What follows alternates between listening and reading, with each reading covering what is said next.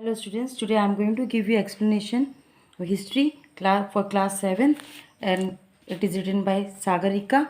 The second chapter of this lesson, that is this rise and spread of Islam.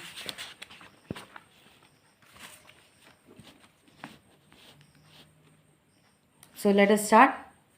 But before that, I would like to tell you that if you have not subscribed my channel, kindly subscribe my channel so that you will be continued with my explanations of the chapters whatever I will be giving you after this.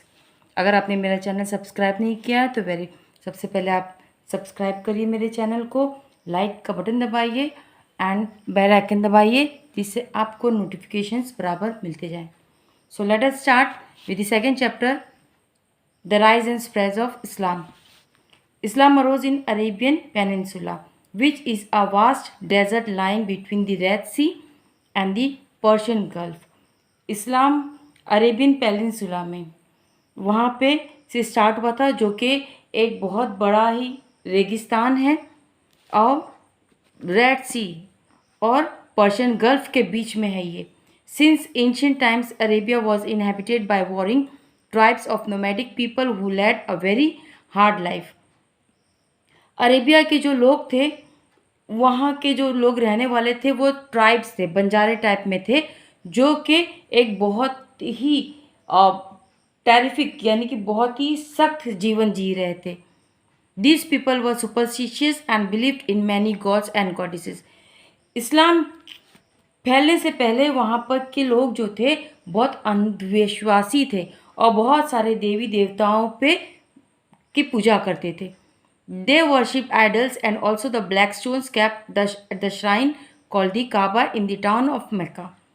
वहाँ पे black जो काबा शरीफ है, जो काबा है, ये आप देख सकते हैं यहाँ के इसके अंदर वो एक वहाँ पे एक ब्लैक काला पत्थर रखा हुआ था और वहाँ पे बहुत सारी मूर्तियाँ रखी थी और जिसकी वो पूजा करते थे. In the 7th century AD, the Arab tribes were united under a new religion called Islam. और 7वीं सदी में अरब ट्राइब्स जो थे वो सब एक हो गए थे और वहाँ पे नया रिलीजन, नया मज़हब स्टार्ट हुआ था और वो था इस्लाम. अब इस्लाम कैसे स्टार्ट हुआ था? Advent of Islam, early life of the prophet, the founder of Islam, prophet Mohammed. जो उसके फाउंडर थे वो थे prophet Mohammed. And he was born in Mecca around AD 570. वो मक्का में पैदा हुए थे, उनका जन्म मक्का में हुआ था और 570 AD. Orphaned early in life, he was brought up by an uncle on his journey with caravans carrying merchandise to distant lands. Muhammad came to know about the Christian and Jewish religions. He was impressed by their beliefs in one God. जब मोहम्मद पैदा हुए थे 570वीं सदी में, जब उससे पहले ही Jesus का जन्म हो चुका था और वो उसके बाद जो है जब मोहम्मद अपने चाचा के साथ जगह जगह पे घूमते रहे बिजनेस के लिए, वो अपने अंकल के साथ इसलिए, चाचा के साथ इसलिए रहते थे क्योंकि वो बहुत ही छोटी सी उम्र में ही वो ऑर्फन हो गए थे. ऑर्फन का मतलब क्या होता है? जिनके माँ बाप मर चुके होते हैं, जो अनाथ होते हैं. तो बहुत ही छोटी उम्र में ही अनाथ हो गए थे और अपने अंकल के साथ रहते थे, अपने चाचा के साथ, और जगह जगह वो घूमते थे बिजनेस के लिए. और वहीं पर ही उनको पता चला था क्रिश्चियन के बारे में और जीविश के बारे में. जो क्रिश्चियंस और जीविश थे वो एक गॉड, एक भगवान पे बिलीव करते थे और यही उनको बहुत ही इम्प्रेस हो गए थे. उनकी इसी बात से वो बहुत अच्छी लगी थी. Divine relations at the age of 40, Mohammed is said to have started receiving divine messages through the angel Gabriel. अब 40 की उम्र में मोहम्मद साहब को मैसेजेस आने लग गए थे और संदेशा आने लग गया था. और वो जो संदेशा कौन लेकर आता था? जिब्राइल, वो कि एक एंजल थे. The messages were believed to be God's words and were later compiled in the Quran, the holy book of Islam. जो मैसेजेस जिब्राइल लेकर आते थे, जो संदेश लेकर आते थे, माना जाता है कि वो भगवान की तरफ से आता था और वही आगे चल के कुरान की बुक कुरान बन गई। और वही सारे जो जो उपदेश आते थे भगवान की तरफ से, वो सबको एक जगह एकत्रित करके और उसको कुरान में बदल दिया गया था, वो कुरान बन गई थी। Soon after receiving the first message, Muhammad began to preach. और जैसे ही पहला मैसेज से पहला संदेशा भगवान की तरफ से आया था, अल्लाह ताला की तरफ से आया था, वही सबसे पहला मोहम्मद साहब का उपदेश था। Mohammed began to preach, he preach monotheism the belief in one god. Mohammed साहब पढ़ाने लगे, बताने लगे कि सिर्फ एक भगवान होते हैं, एक अल्लाह है, उसके अलावा कोई नहीं है। He oppose some of the earlier Arab religious beliefs and practices like the polytheism. और उन्होंने सख्त खंडित किया था कि जो पहले अरब वासी जो थे वो बहुत सारी देवी देवताओं पे की पूजा करते थे। उन्होंने strictly he said no, there is only one God, no polytheism, बहुत ज़्यादा भगवान नहीं है, सिर्फ एक गॉड है, एक भगवान है।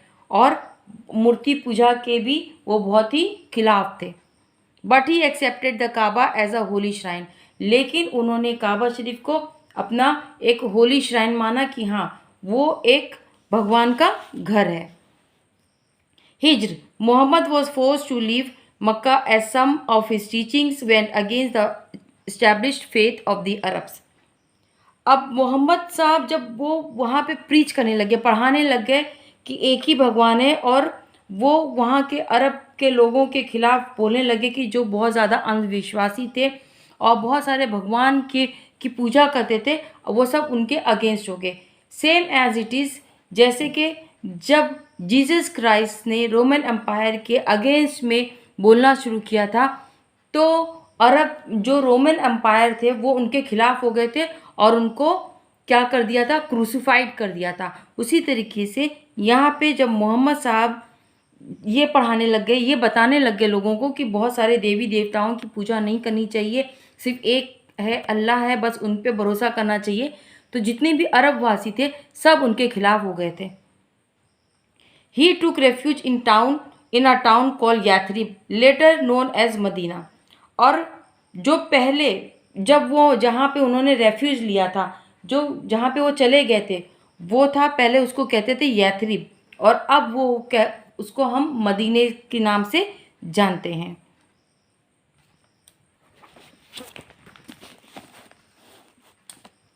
Mohammad escape to Medina in AD 622 is called Hijra. जब मोहम्मद साहब मदीना से चले गए 622 में, और वही पीरियड, उसी दौरान को हिज्र कहते हैं। This event marks the beginning of the Islamic era and the birth of the Muslim community और उम्मा। और यही इसी साल को इस्लामिक कैलेंडर से नया साल माना जाता है, और उसी साल को मुस्लिम कम्युनिटी की एक नया उम्मत शुरू हुई थी। Muhammad's teachings became popular in Medina, from where they spread into two other towns in the regions. He was welcomed back to Mecca and hailed as the prophet, or the one chosen by the God, or to spread his message. Mohammad साहब की जो teaching थी, जो उन्होंने बताया लोगों को, वो मदीना में बहुत ज़्यादा पॉपुलर हो गई थी और सब उनको मानने लग गए थे। और फिर वापस से जैसे उन्होंने मक्का छोड़ दिया था, फिर वहाँ के मक्का में जो रहते थे अरब, उन्होंने फिर उनको वहाँ पे उनका स्वागत किया और सब उनको प्रॉफिट से पैगंबर मानने लग गए, और ये भी एक्सेप्ट किया कि वो अल्लाह ताला की तरफ से भेजे हुए एक मैसेंजर है। Muhammad's teaching. Muhammad called upon his followers to accept Islam, which means to surrender to the will of Allah, the one and only God. The followers of Islam are called Muslims. Islam considers Muhammad as God's last prophet. It also recognized the other prophets who preceded Muhammad. Among them are Abraham and Musa, revered by the Jews as Jesus and founders of Christianity. Mohammad को फिर से मोहम्मद अपने followers को, अपने भक्तों को बुलाया, सब भक्त उनके इस्लाम कबूल किए और सब अल्लाह के आगे झुक गए। द फॉलोअर्स ऑफ इस्लाम्स, अब जो इस्लाम को फॉलो करते हैं उन्हें मुस्लिम कहा जाता है। Islam considered Mohammed as God's last profit.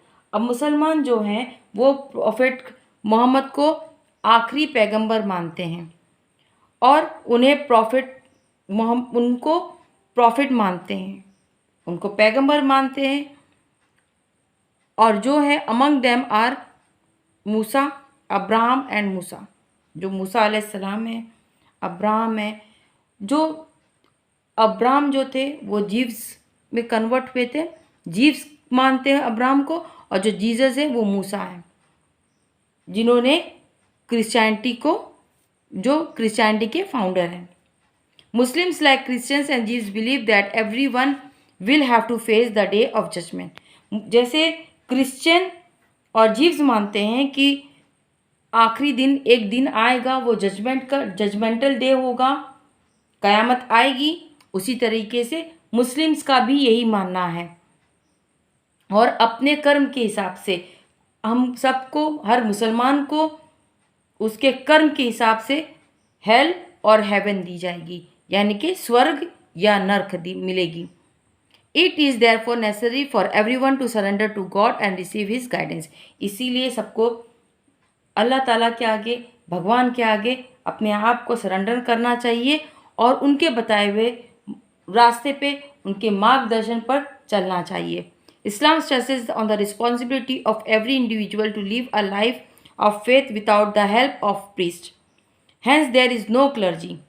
इस्लाम के अंदर कोई भी प्रीस्ट नहीं है, कोई भी नहीं है। हाँ, अगर कोई है तो वो एक ज़रिया है कि अगर किसी को कुछ सही समझ में आ रहा है तो वो उनसे सलाह मशवरा कर सकता है, लेकिन इस्लाम में कोई हेड नहीं है, कोई प्रीस्ट नहीं है।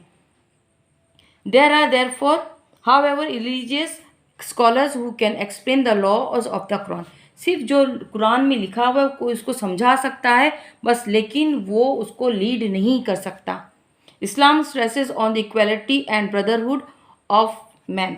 जैसे कि दूसरे भी धर्म हैं वो भी इक्वालिटी, एकता और भाईचारे पे बिलीव करते हैं, उसी तरीके से इस्लाम भी इसी चीज़ पे स्ट्रेस देता है।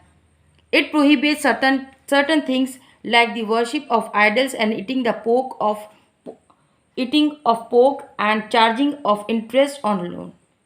इस्लाम मूर्ति पूजा, पोर्क जो फ्लैश होता है, जो पिग्स का फ्लैश होता है उसको पोर्क कहते हैं वो, और इंटरेस्ट, लोन, इंटरेस्ट, सूद, इस सब के अगेंस्ट है, बहुत खिलाफ है इसके।